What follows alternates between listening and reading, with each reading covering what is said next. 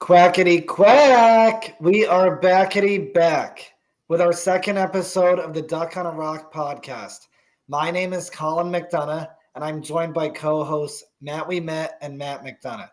This episode, we will learn what's truly in a name. We'll talk about the origins of Duck on a Rock and use deeper meaning of our blog name to get into an introduction to who we are. Matt's welcome. And let's get right into how we got here. So I grew up in Storrs, Connecticut as a lifelong Husky fan, following the teams from really from the 1999 Richard Hamilton Khalid El-Amin team through '04 with Ben Gordon and Emeka Okafor, and of course the '06 team with Rudy Gay, Josh Boone, and Hilton Armstrong. Um, then I went to the University of Connecticut, where I was fortunate enough to land a position working with the men's basketball program. I worked with the teams from 2008 to 2012, including the 2011 national championship season. Following my time with UConn, I started a blog following former players who were then playing abroad, in an effort to stay connected to the program and players. So Colin and I grew up in Hamden as lifelong UConn basketball fans. We decided to go to UConn for college. Um, our senior year at Hamden High, we did become interested in journalism, where we wrote for the school paper, and then started at the Daily Campus in Storrs our first semester at UConn, and covered various sports through our 4 years. Had a summer internship at the New Haven Register, and then following college, worked a couple years at the Hartford Courant, before waning and off journalism and pursuing careers in education. So this venture is getting back to our roots, as well as trying something that's within the field that we used to be in, but also a little bit different and new. So the three of us met freshman orientation in 2008 at Buckley Dining Hall at UConn. Friends for all 4 years. Played intramural basketball together, and then kind of remained friends, helping each other out in different endeavors. And the last couple of years, we had coached basketball together, and we kind of came up with this idea, over a year ago now, to let's get back into writing, let's get back into talking about sports, giving some commentary on sports, and we decided to start a blog with the goal of eventually starting a podcast, Duck on a Rock. And that name wasn't, the first thing we said when we'd start this project and venture. But to pass it off to Matt O, when we were looking for a name, we wanted something unique, and you delivered with that. So tell us a little bit about our name here at the blog and podcast. Yeah, so as Colin mentioned, when thinking through different names for this project, we definitely wanted something that gave a nod to both our shared basketball background as well as our New England roots. So Duck on a Rock is a popular childhood game played by James Naismith, the inventor of basketball.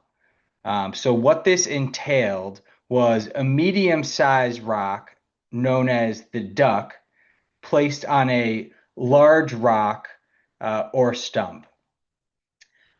So the players, the participants, each had their own smaller rock. And so the object of the game was to throw the smaller rock at the duck in an attempt to dislodge it from the larger rock. There also was a guard, and the guard's job was to protect the duck. So if a player threw their rock and missed the duck, they had to retrieve their rock before they were tagged by the guard. If they were tagged by the guard, then they switched places with the guard. if they succeeded in dislodging the duck from the rock, then they went back to the end of the line. Now, in playing this game, there were various throwing techniques, right? So the game essentially combined elements of both tag and throwing, right? So one of the strategies was to throw the rock like a baseball throw. Now, what happened here was that if you missed the duck, right, your rock would bounce away and you'd be more likely to be tagged by the guard, right? So what Naismith found was that using a lobbing, arcing shot made it more likely to be able to retrieve the rock before you were tagged by the guard. So that's a little background on the game Duck on a Rock, which will come into play shortly. So Dr. James Naismith attended McGill University in Canada and graduated from McGill with a degree in physical education. Now, when he was at McGill, he played all of the popular sports of the time, such as rugby, lacrosse, soccer, and football. After graduating from McGill, he furthered his studies at the YMCA training school in Springfield, Massachusetts, right? And so it was here in Springfield that he was tasked with designing a new indoor winter sports game. And the only criteria he was given was that one, it had to be fair for all participants, and two, it had to be low contact, right? So they didn't want a rough game. Now, what Dr. Naismith had noticed and observed from his time playing sports was that a lot of the roughhousing and rough play happened near the goal line. So what Dr. Naismith did was he decided to raise the goal above the players' heads. Now, this was the first game to be played with an elevated goal, and that presented a new problem, right? How would players shoot to score?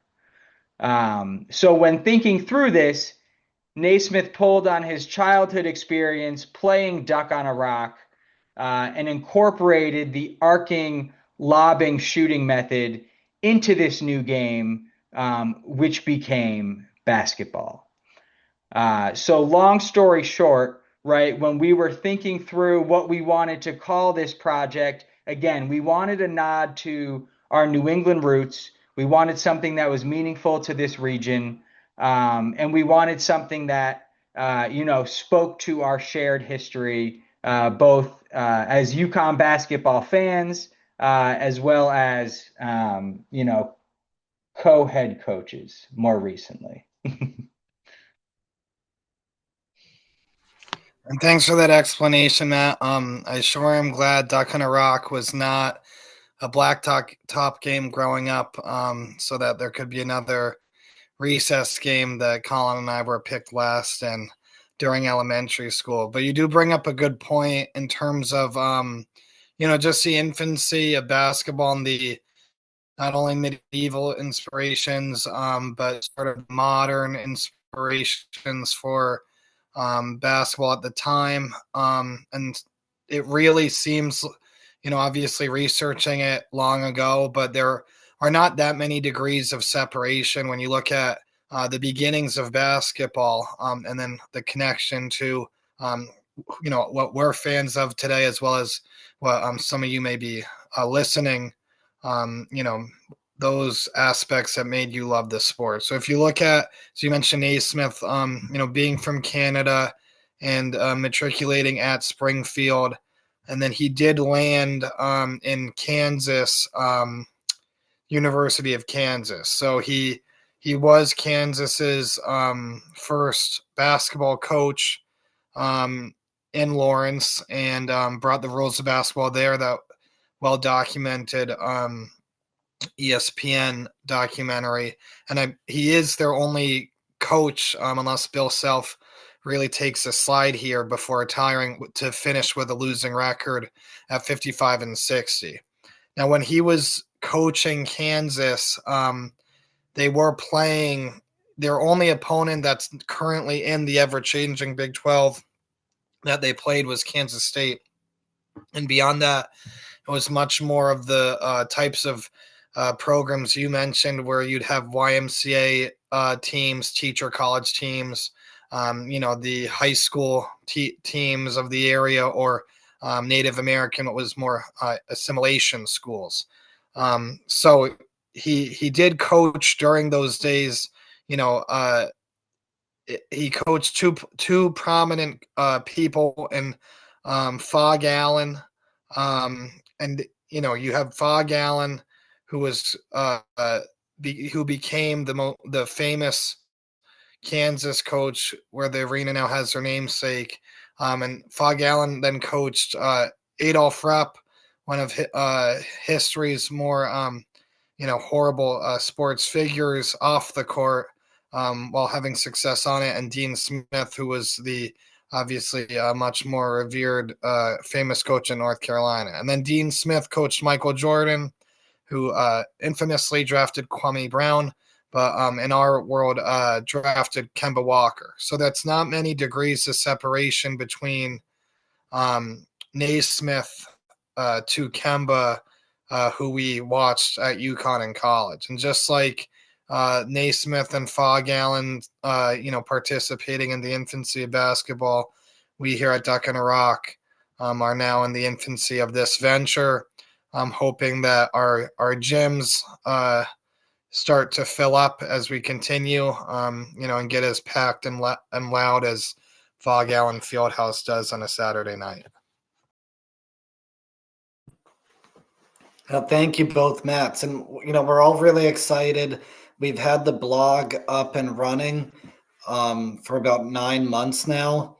So we've had articles, we've done different polls, covered, different, opinion articles, and really had different perspectives on multiple sports. So yes, basketball is our main focus, but we've had articles on baseball, football, men's and women's basketball, a little NBA and WNBA, college football, even tennis and betting. So we've had a little bit of everything on the blog, and we're going to do the same on the podcast as well. So even though, our first episode with our guest Tyler Olander, we really enjoyed talking about UConn basketball and the stars of stores, you might hear a little bit of everything on this podcast, depending on the week, whether we have a guest or not. So, and we're grateful to all of you for listening and reading along at Duck on a Rock Sports. So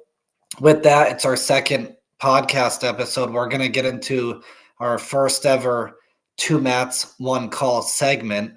So we'll have the two Mats lead us off, and then the one call, I'll be back to bring it home in a few minutes.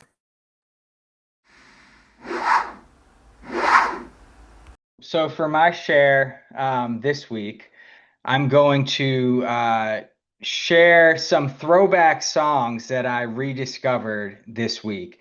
Now, this is really nothing groundbreaking. It just happened to be some music that I stumbled into while perusing Spotify. So this week, what I'll be sharing is Gym Class Heroes, and some of the songs from both our high school and college days, Stereo Hearts, Cookie Jar, Cupid's Chokehold, and Close Off. So again, they're late at night, when I'm perusing Spotify, come across throwback music. This is what I came across this week. And then that led to a Wikipedia black hole on lead singer Travie McCoy. So just to share some of those tidbits that I came across that I had forgotten. So Travie McCoy, and really this started because in Saratoga for a friend's bachelor party 2 years ago, we went to the Saratoga City Tavern, which is like a 5-level bar in Saratoga Springs. And the bouncer there looked just like Travie McCoy. He was a Travie McCoy doppelganger. And interestingly enough, Travie McCoy is from Geneva, New York, which honestly, I'm not exactly sure how close it is to Saratoga, but I imagine that it is upstate New York. Uh, so Travie McCoy, he dated Katy Perry for 2 years, from 2006 to 2008, and she starred in the Cupid's Chokehold music video. Additionally, he launched his record label, Bat Squad Records, and signed a then unknown rapper named Tyga. So Tyga actually released his debut album under Travie McCoy's record label. And it's been largely reported that they are cousins. But after doing some additional research in a 2022 interview, he mentioned that they are not blood related. They refer to each other as cousins and family due to their shared history. And then lastly, McCoy left, or maybe not left, but suspended his time with Gym Class Heroes in 2010 and signed to T-Pain's record label, Nappy Boy Entertainment, where he released the hit single Billionaire with Bruno Mars. So that's what I have to share for this week, courtesy of a 2 a.m. Wikipedia black hole. Thanks for listening. Now, time to go down a uniform rabbit hole. In one of the many ways Nike's kind of ruined uniforms in the three major sports leagues. The City Connect uniforms in the MLB is one of them. So there was 8 released this season, and all have already been released and worn in games. So let's count them down in order from worst to first. So we have the White Sox coming in number 8. White Sox is pretty much a carbon copy of a Bulls jersey. Despite the nostalgic element, I'm sure for Southsiders, to see, that the pinstripes with the red and black, I just think the execution and really the timing of it's kind of a little odd. They also have 2 hats for the uniform, which doesn't really make sense for a uniform you're going to don a dozen times. The good news is they are keeping their better South Side black pinstripe original City Connect uniform in the rotation. Number 7 is the Nationals, who got rid of their very popular design, despite it being very charcoal and graphite color heavy, that incorporated the cherry blossoms colors and images that are really, DC's trademark in the spring. So they got rid of those. They kept the hat, and there's kind of a grayish blue, more so bluish hue for these uniforms that they've pretty much been wearing since opening day. I think they wore them 2 out of 3 times opening weekend. The hat emblem's really nice, has 2 cherry blossoms on each side of the W, but whether it's monument colored or the gray that they used to have, really missing an opportunity to go cherry blossom heavy for a team that's kind of been figuring out their primary looks while keeping the same colors all these years. They could have really, gone with the cherry blossoms more than whatever shade you'd call what they're wearing now, which seems like it's every other home game. At 6 is the Astros. They ditched the all navies Space City uniforms for an all white that are a major improvement.